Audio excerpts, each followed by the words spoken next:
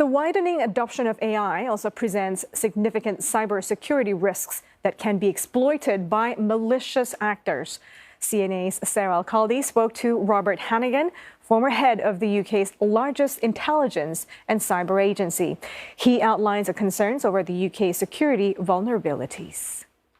So we've seen some very big high-profile attacks, as you say, recently, Jaguar Land Rover, Marks & Spencer's, and many other big brands, and smaller.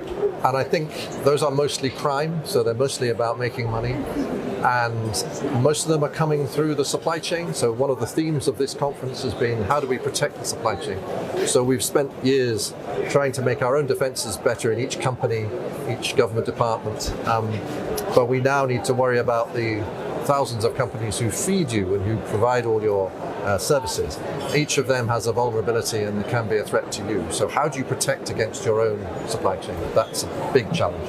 Yeah, well, in 2017, after you left your position at the GCHQ, you warned that a disproportionate amount of mayhem in cyberspace was coming from Russia, and you've called for a pushback. Now, 8 years on, how much of that has actually come to pass? Well, I'm afraid that's still true, yeah. And it's clear that some countries, Russia, for example, harbor criminal groups. They allow them on their territory. They're beyond the reach of law enforcement from the US, EU, wherever.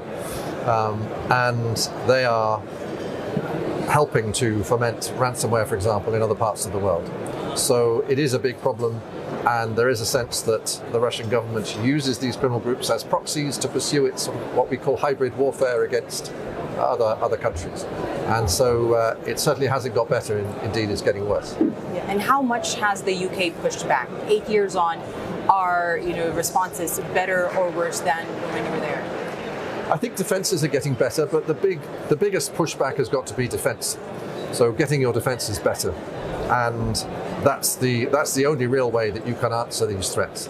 And I think there are some lessons to learn from the war in Ukraine.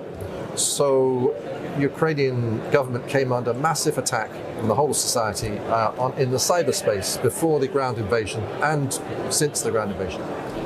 And they've done amazingly well. And I think they've done amazingly well because they've had a coalition of defenders, including private sector companies, big tech, big cloud providers, other European countries, United States, all of them helping to defend. Former White House Chief Russia Advisor Fiona Hill, she said earlier this year that Russia is already at war with the UK on the cyber front. And then we've got the former head of MI5, Eliza Manningham-Buller. She agrees with that as well. So what's your take on this? Is Britain in a cyber war with Russia?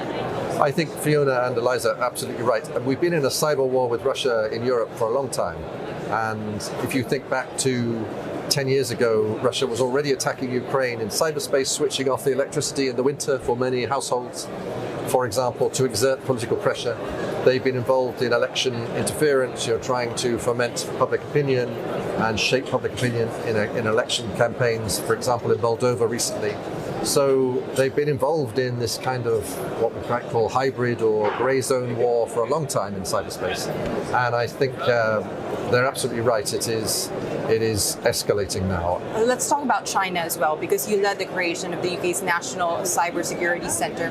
That centre just this August issued an advisory against malicious cyber activities that they see linked to China-based commercial entities. So how big is the China threat now, and what do they want?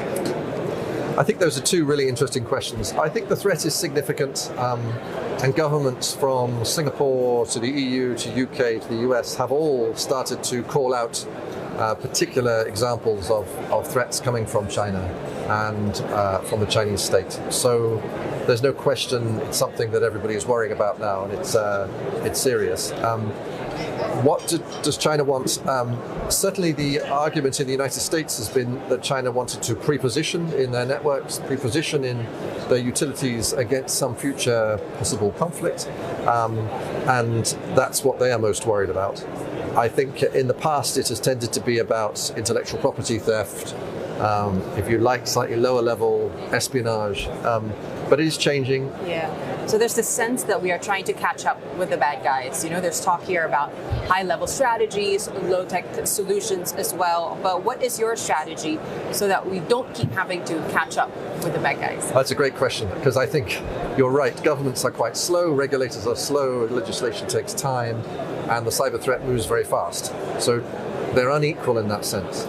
But I think there are some big things happening which will help. One is we are all, from Singapore to the US, UK, EU, trying to raise the standards of security in our software and hardware, so-called secure by design. But we're always going to have to, it's going to be an arms race. We're always going to have to get better at defense because the attackers will get better.